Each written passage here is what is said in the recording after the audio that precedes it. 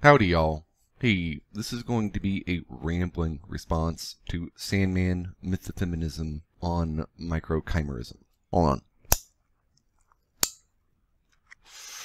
Now, this is going to be a rambling response, but it is outlined, if not entirely scripted. So hold on, there's method to the madness. Now check it out. The general thesis of this will be a high number of sexual partners leads to population depression or reduction. Now, first off, we need to define in the human biological sense what a chimera is. The briefest way to describe this is in dogs, it's common known that if multiple male dogs mate with a single female dog while she's in heat, different puppies can be fathered or sired by different males. The same is possible in human females. It's unlikely. Generally, women don't have sex with multiple male partners in the very brief time that they're ovulating. And also, it's presumed that mostly women drop very few eggs. One, usually. Occasionally, they'll drop 2, 3, 4. A whole bunch if they're on certain drugs. So it could be possible for a woman to have several kids in one pregnancy by several dudes. It's probably happened before. But what a chimera is the most traditional sense is two fraternal twin zygotes. It's a stage in the development. The blastocysts actually have to go from a zygote to a blastocyst. The cells have to start differentiating. Then when they just meet, they rub up against each other, and just by the nature of the cells and the electrical gradients along the cell walls and so forth, or plasma membranes, pardon me, not cell walls. Pissing off botanists now. One will absorb the other. Normally, you think of Siamese twins being attached. Well, it's generally chimera. Normally, Siamese twins are identical twins that rubbed up against each other, sort of partially absorbed each other, and they still developed. But they could be two separate, could be fraternal twins. We won't go into placentas and all that stuff. What's it? All right. But what can happen is that you absorb your fraternal twin. And certain cells that already started differentiating in your twin just start developing normally in yourself. And there was a case in America a few years back. This woman was charged with welfare fraud or something like that. Because, oddly, she had 3 kids. 2 of them were hers. All 3 children were fathered by the same dude, by the way. 2 of them were hers, but 1 of them wasn't, according to the DNA test. Very odd DNA test. It's not really a false positive. Sometimes biology is a little more complex than simple black and white kind of stuff. What happened was this woman, once upon a time, when she was in utero, absorbed her fraternal female twin. What happened was one of her ovaries was hers, so to speak, genetically speaking, but the other ovary was her absorbed sister. This woman would be what is called a chimera. 2 of her eggs were dropped from one ovary, hers, and 1 of the eggs was dropped from another ovary, her dead, for lack of her absorbed sister. And we won't go into the insanity of the court system. I'm pretty sure a birth certificate is a doctor verifying that this baby came out of this woman's vagina. The DNA test really wasn't required. I imagine it is possible to bribe a doctor to forge a birth certificate. I don't know what real monetary end you would achieve by this, but whatever. So that's a chimera. There's also blood doping in the Olympics.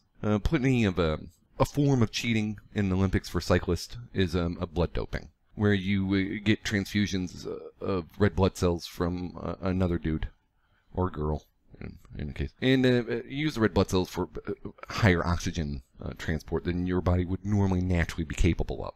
This is a form of cheating. But then, once upon a time, there was a male Olympic cyclist who was accused of blood doping, and he didn't, and he went through a whole big, like always, until eventually, finally, his lawyer said, hey, wait, let's test his bones. And yeah, some of his bones were his absorbed twins. So he was producing his fraternal twins' red blood cells. And the problem with paternity testing at this point is that it's impossible for paternity testing to, with 80 degree of certainty, tell you whether you and your brother fathered which kid by which woman. Like, let's say you and your brother were both sleeping with the same woman. It would be impossible for paternity testing to tell which brother with any great degree of certainty. And there's some independent assortment of alleles. You'd have to hire a geneticist and be a whole big what's it. But this goes into sort of like a second thesis I get in this whole thing. It's going to be that there's a lot of wisdom in the Bible, right? There's also a lot of dumb shit too. But there's a lot of wisdom in it, right? But, okay, so now microchimerism is when tiny cells from a leftover, previously formed fetus hang around in the uterus. They're not completely sloughed. For bloody reasons. The woman's uterine lining didn't completely slough when she was menstruating. Somehow the egg, the zygote, or the blastocyst get stuck in the uterine wall, just sort of hanging out, right? And generally this is from a totally separate dude, right? This goes into why women should have a very few number of sexual partners. Right. Now, in microchimerism, it's generally tiny effects. Like they're finding that a lot of women that display certain masculine intellectual abilities, like high intelligence, physical aptitudes, like spatial orientation, have brain cells that are microchimeric. They're actually male brain cells, either from a fraternal sibling or from another dude entirely. This could explain maybe lesbians. This could even explain maybe homosexuals. That male brain cells or female brain cells are developing in the brain of a person that wasn't the majority of that sex. Okay? And this will also go into autoimmune systems.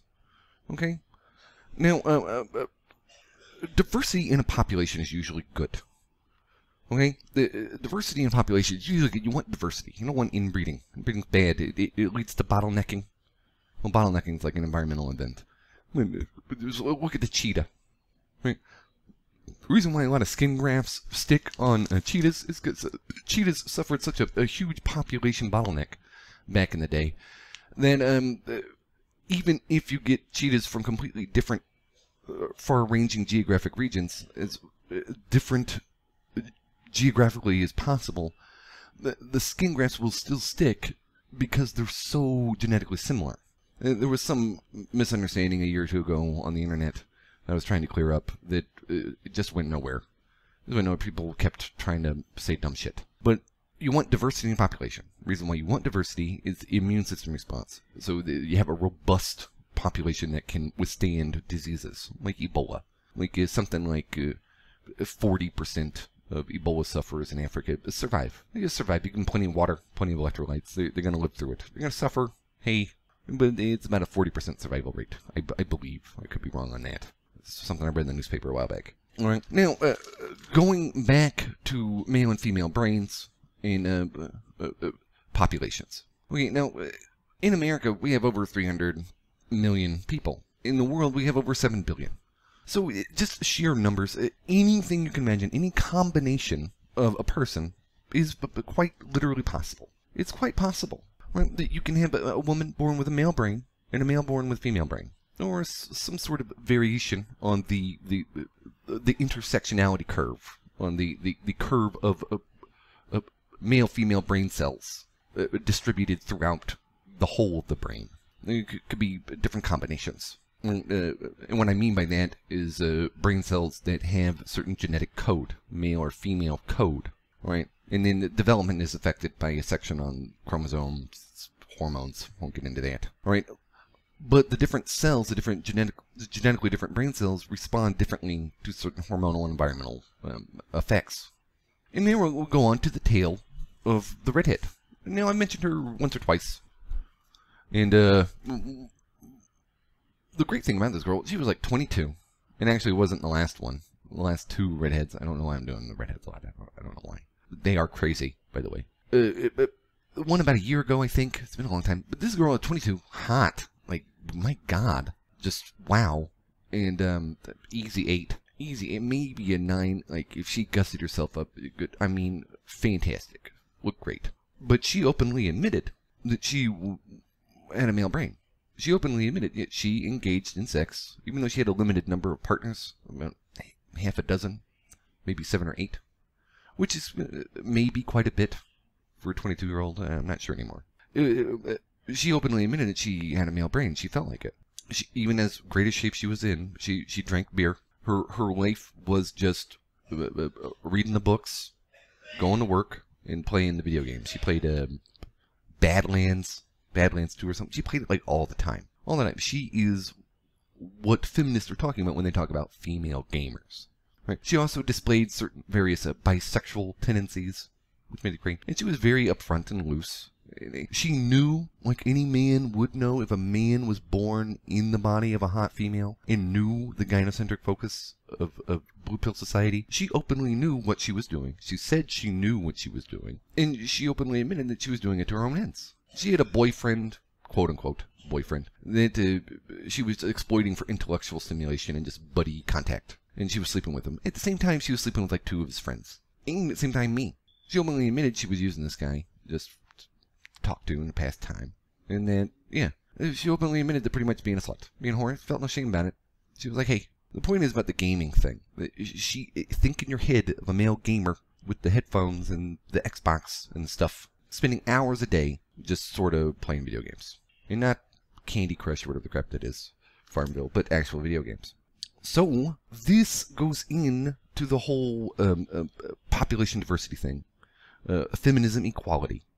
You can have women born with male brains, or mostly female brains, or mostly male brains. All combination. Diversity. Billions of people. Billions of people. And I won't get into her. She is also proof of what's probably going to be reasoned coming up. So hang in there. Right? This is why women should have a few number of sexual partners. Well, men and women, but specifically, especially women. It's because they can retain genetic material from previous sexual partners in the form of absorbed blastocyst material. All right. So, yeah, it covered equality. Covered might indicate homosexuality. And so on to sex with women. What I think MythOfFeminism was talking about, and I haven't seen Sandman's video, but there's a huge difference between the uterus and the vagina, the vaginal canal. A huge difference. There's a cervix acts as sort of like a road, not a roadblock, but an obstacle that it prevents just sort of stuff falling out all the time. So the uterus can retain genetic material from previous partners, but it's unlikely the vagina does. Now, true, a few days after menstruation, there might be some residue, some stuff there. Right? This might be why women douche. And the more sexual partners a woman has, it tends to be the stronger odor she gives off. Now, as someone who has a working vulval nasal organ, I am a working vulval nasal organ, unilateral, I believe. Yeah, I can't tell you. A young girl who is in great shape and who's had less than a half dozen partners that smells almost nothing at all. Completely clean. You start getting into older women. You start getting into sluttier women. The odor is pretty strong. You can almost smell. Now, this will go into pubic hair and sex partners later on. Right? But this explains why females should have few sexual partners. Right? The other thing will also go into few sexual partners later on. Right? Now, traditional marriage says you want to have a woman who's a virgin because of paternity uncertainty. This is partially true, but I think the wisdom in the Bible is not just you didn't want to have a wife that was a virgin because paternity uncertainty. It's because a directive in the Bible was to be fruitful and multiply. And a woman, oddly, having a lot of sexual partners will lead to a lot of leftover genetic blastocyst material that could be absorbed by the legal husband or the legal father, which could lead to miscarriages, malformations, and spontaneous abortions. This is where diversity is both good and bad. You want population diversity, but you don't want intrauterine diversity. It's bad because let's say a baby is developing purely, no other genetic materials in there. Good. There's no intra-biological or intrafetal immune battle. There's nothing there for the immune system to start battling with. But let's say there's one more or two more blastocysts that have been absorbed into the fetus, and now the fetus's immune system is essentially fighting within itself, which will lead to spontaneous abortions or malformations. And this is also kind of like why the Bible doesn't like pork. You're not supposed to eat pork because, and I figured this out, the temperature, the cooking temperature you need to get pork up to a level where the parasites in it and the diseases in it aren't going to cause you suffering, generally hard to reach in the Dead Sea area. Not a lot of hardwood plant matter to regularly produce a lot of heat to destroy the bad pathogens in pork. So the Bible said, hey, eating pork causes suffering, don't eat pork. Pork is sin. The Bible also said, hey, women who are prostitutes spread disease. They didn't know about disease, but essentially a man who has sex with prostitutes, hey, why does it hurt when I pee? This Frank's episode. That's why you're not supposed to have sex with prostitutes. Also, when women aren't supposed to have sex with a bunch of men, is because it will lead to a lot of, what would be the right term? Extra mate population, extra mate partners, extra pair copulation partners, leaving stuff behind, which will impede the reproductive process. And the whole directive in the Bible for the Jews was be fruitful and multiply. And so if you notice, like, a prostitute may have a lot of kids up front, but the older the prostitute gets, the fewer and fewer kids she'll have, and the more spontaneous abortions she'll have. All right? So there you go. Microchimerism not only leads to diverse development of human beings, which can be good and bad in an immunological sense, but it can also lead to too much intrafetal diversity and cause autoimmune problems, because the body is trying to kill itself. Now, to avoid this, and this is where Bible got it wrong. Bible's like, any sex that's not regular vaginal sex bad, but there's oral sex. Now, I was talking not to Stardust, but Stardust and I sort of were thinking thought convergence. Here, good for keeping heat in.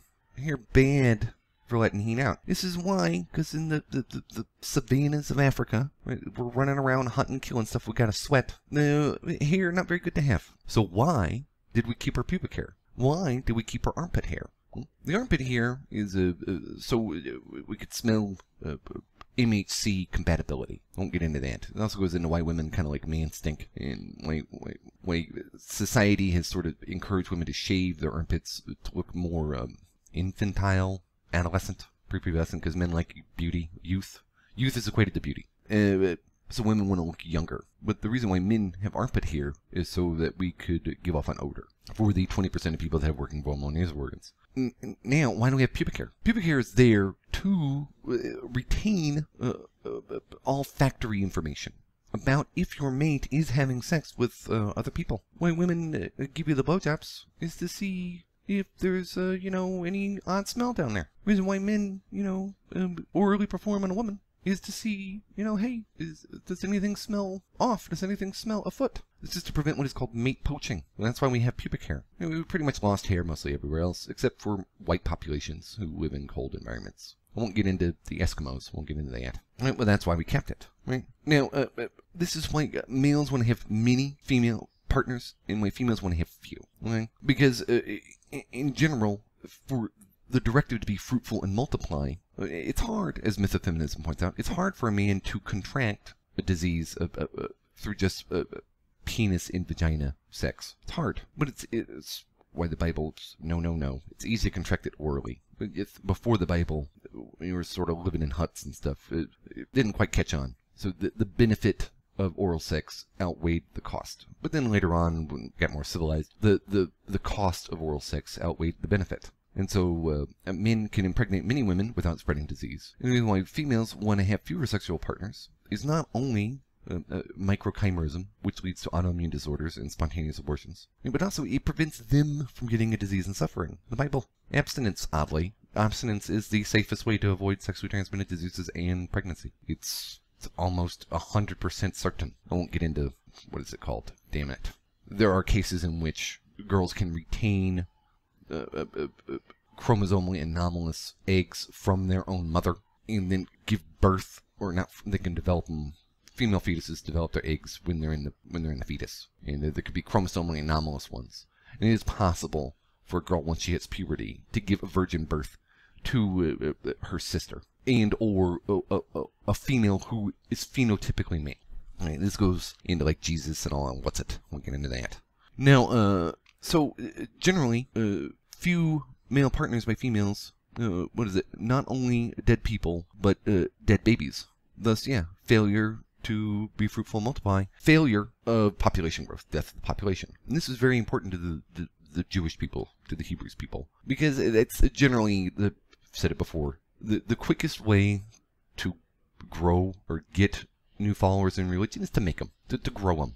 Conversion is a big pain in the butt. What you want to do is you just want to have a bunch of babies, raise them Jewish.